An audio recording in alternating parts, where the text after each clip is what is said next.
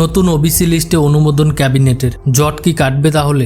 রাজ্যে 140টি জাতিকে ওবিসি তালিকাভুক্ত করে নয়া সংরক্ষণ নীতি অনুমোদন করল মন্ত্রিসভা। তালিকা অনুযায়ী আইনি জটিলতা দূর করতে আগে থাকা 66টি জাতির সংখ্যা কমিয়ে 64 করা হয়েছে এবং নতুন করে 76টি জাতি যোগ করা হয়েছে। ফলে রাজ্যে স্বীকৃত ওবিসি জনগোষ্ঠীর মোট সংখ্যা দাঁড়ালো 140।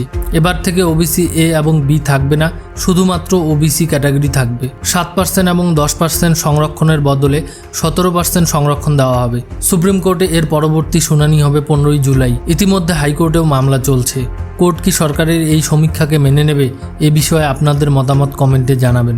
যদি ভিডিওটি ভালো লাগে অবশ্যই লাইক করবেন এবং চ্যানেলটি সাবস্ক্রাইব করে পাশে থাকবেন।